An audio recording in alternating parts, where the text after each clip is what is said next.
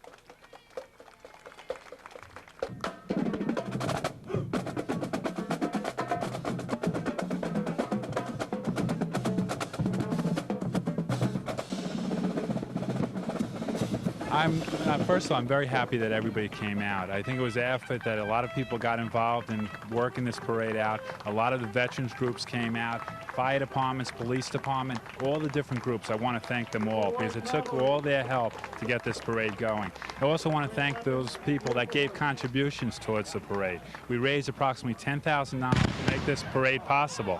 And because of that, we have a fantastic parade. The other $10,000, for a full cost of $20,000, will be coming from the township via the budget. But I want to thank everybody. The people in the parade alone, I'm sure there were about 2,000, 3,000 people in the parade. And there were about, I would, again, 10 to 15 or more. I think the weather helped it out a lot, and thank God for the weather. The parade was a tremendous success, and even more successful were those who won awards in various categories. The Heilman household on Fern Road won first prize for the best decorated house. Another Fern Road residence owned by the Friedman family came in second with a horse, balloons, and a dog in shorts. The best house party went to the Franklins, who had the whole gang out on the front lawn. And the Mayor's Trophy went to VFW Post 133 for first place, the Civil War Cavalry for second place, and the Camp Daisy Spring Fair Float placed third. The best marching unit trophies went to the Vietnam Vets in first place, VFW Post 133 in second place, and the East Brunswick Girl Scouts came in third. There were several floats in the parade, but the three that caught the eyes of the judges were South River Fire Department in first place, Raggedy Ann and Andy came in second, and St. Bart's Buffaloes placed third. And finally, the bands that won included the Bergen Cadets, the Bushwhackers, and the Trilby String Band. Trophies were presented by Parade Coordinator John Runyon. The Memorial Day ceremony was held at Volunteer Park by the monument honoring veterans. Several organizations laid wreaths in commemoration of fallen veterans.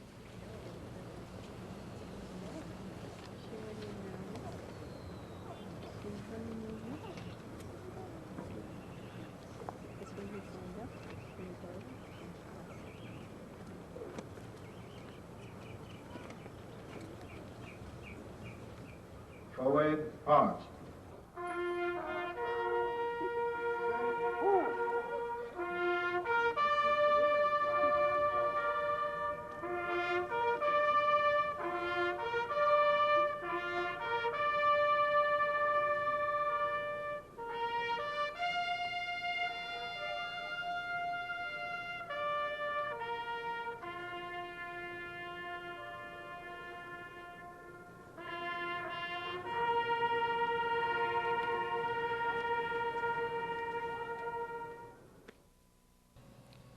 By combining funds from the Geraldine R. Dodge Foundation with a mini grant from the Board of Education, John Pember, an English teacher at the East Brunswick High School and a published poet, was able to sponsor an all-day poetry festival at the school last week.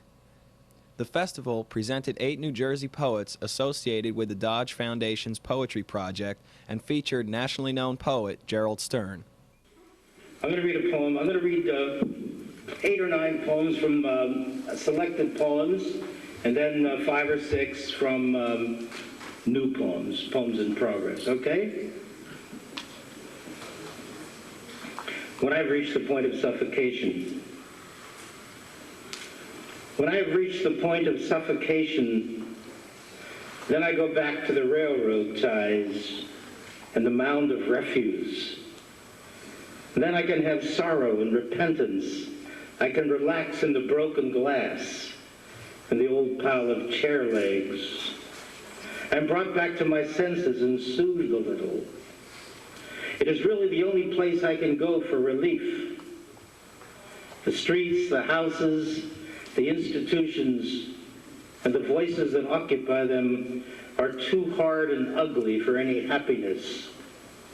And the big woods outside, too full of its own death.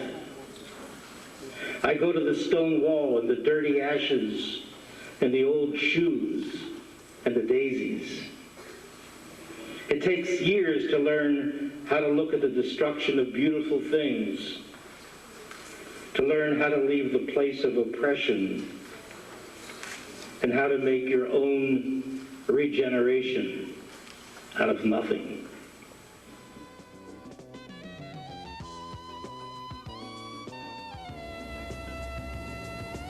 Hi, I'm Amy Fisher, and today I'm in the studio with some of our 11 teachers who were selected to receive 1990 Governor's Teacher Recognition Awards given for outstanding teaching. They attended the Governor's Convocation on Excellence in Teaching in Princeton on May the 10th, and today some of them are here to talk about their reactions to the award. First, here's Ellen Stein from Warnsdorfer School. Ellen, how did you feel about receiving this award? Oh, I was very thrilled when I received it, and it was nice to know that you were nominated by other people that you teach with. But I teach in a wonderful school with excellent people, and you feel like a spoke in a wheel that just keeps this school going and keeping it very successful. So I feel everybody in that school deserved this award, you know, not just me, and it was really an honor to get it. I was delighted. I was thrilled to be the recipient of the award.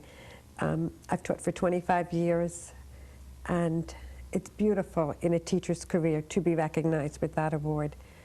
I do realize, however, that there are numerous people out there, hardworking teachers, that are just as deserving of the award, and I accepted it on behalf of my entire faculty. Sure. I felt really special about receiving the award. It was an honor to me, but it was also very interesting in that several of the teachers that received the award the same time I did were former teachers of mine because I was a student going through the East Brunswick school system. That must have been very exciting. It really was. It was exciting, I think, for me and for the teachers who remembered me as well. I really enjoyed it. How long have you been teaching here? This is my 4th year teaching at Lawrence Brook. And who were the teachers that you had who received the award this year? Kay Peck and Pegi Callalilly. And then there were a few teachers who I recognized but didn't have as teachers.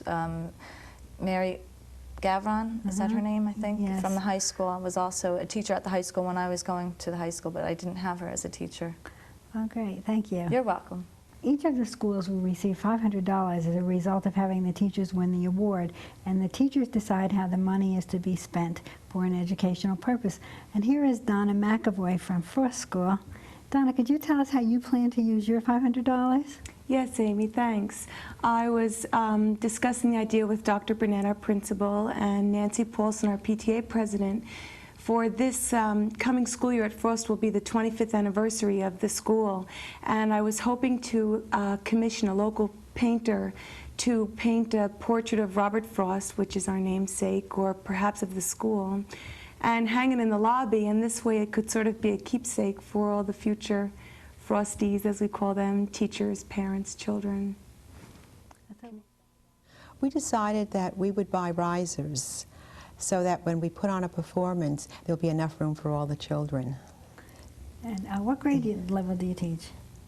This year, for the first time, I'm teaching the transitional first grade class, and I have taught kindergarten for 20 years. So your children perform a lot in the auditorium? Yes, oh, they do, and they love it. Yes, we had a performance just last week, and at this point they're all aspiring to be great stars on Broadway as a result of this performance. And here's Merv Senek from Memorial School. Merv, what do you plan to do with the $500 at your school? I plan to buy software for the computers in the classroom. Have you been in the process of selecting what kind? Yes. Will it be able to be used by most of the grades, you think? Within the classroom, yes. And how did you feel about getting the award? I was surprised and delighted and honored as well. How long have you been teaching in East Brunswick? 23 years. All at Memorial School? All at Memorial School. Well, that's an enviable record. Thank you.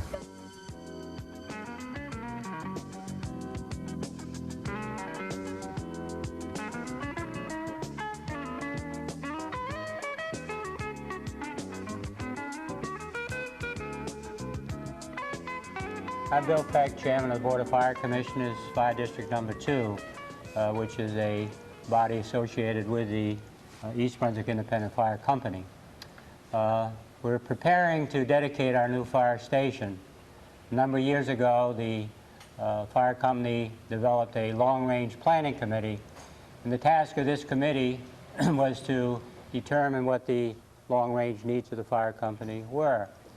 And as a result of that, the need to expand our existing facilities on Willow Street was determined. So the Long-Range Planning Committee approached the Board of Fire Commissioners and asked that the commissioners consider building a new firehouse to replace the existing one, or to build an addition to it, to consider it as an integral part of the existing house. So the Board of Fire Commissioners went before the public several years ago and got voter approval to bond for $750,000.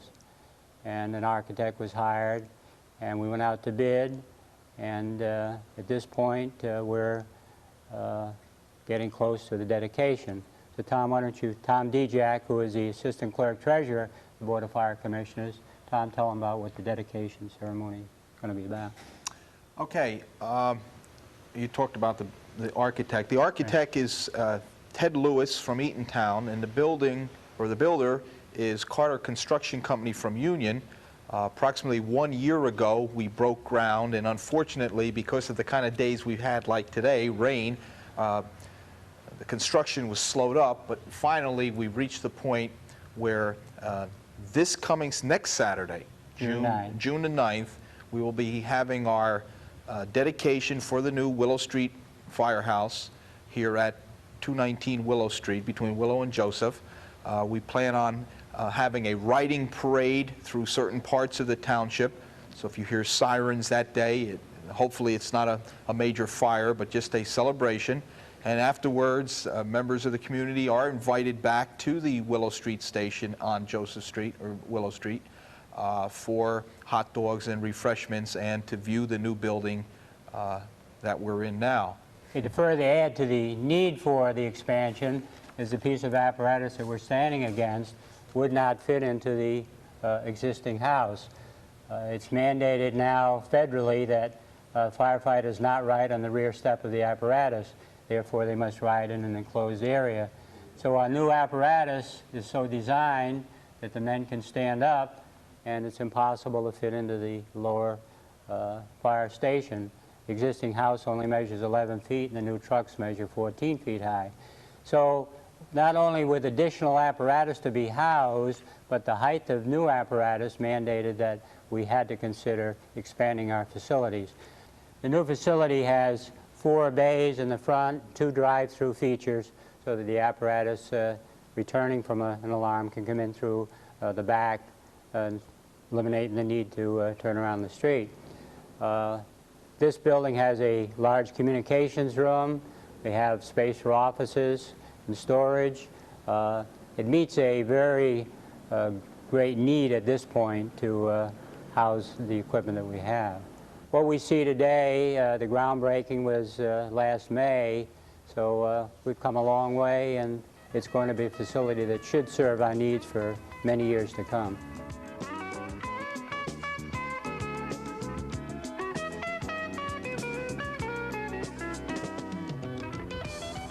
Hi, I'm Peggy Ballister-Howells, and we're going to start a new and unusual gardening project today. I have in front of me this wonderful plant that's a Callalilly. It's not just any Callalilly. It happens to be a variety that prefers to grow in an environment with very wet feet. Now that's unusual in itself because most plants don't like to grow with wet feet. But the really wonderful part about this particular plant is the flower. The kind of flower that has become very popular in the last few years. It has a single large white petal with a pointy spathe up the center. It's particularly attractive and has been used in a lot of artwork in the last few years. Now, in my garden, I don't really have a place with a very wet soil, and up until this plant came along, I always thought that that was great. But we've had to make a few changes and modify this. This is a downspout, and it had always been so directed with the water leaving the bed. Well, now we want the water right where this plant is going to go. So I've added this tube and attached it to the bottom and directed the bottom of the tube right where we want the water to end up.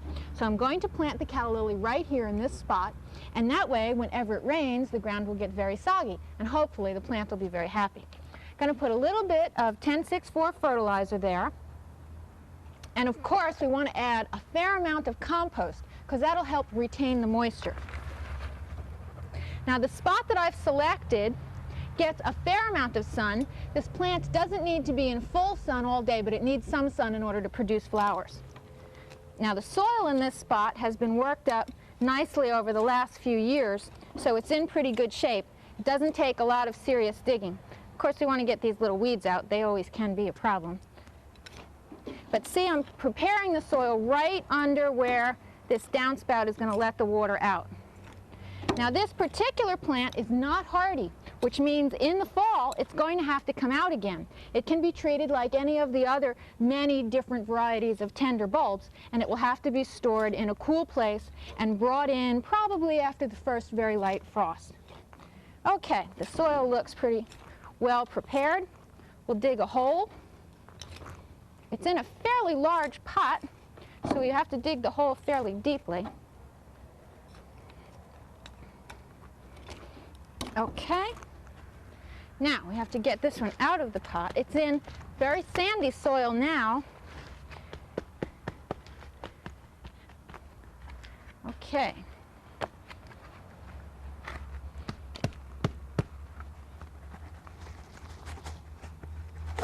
Okay. There we go. It has a nice, healthy root system on it. Make sure we get this hole a little bit deeper.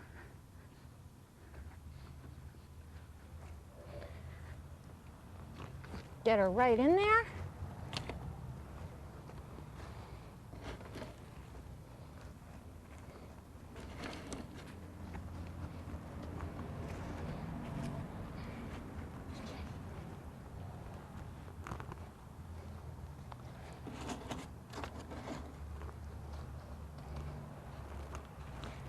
And of course, we'll give her a good drink. And hopefully, the next time it rains, she'll be a very happy plant. We'll see you next week here in my backyard.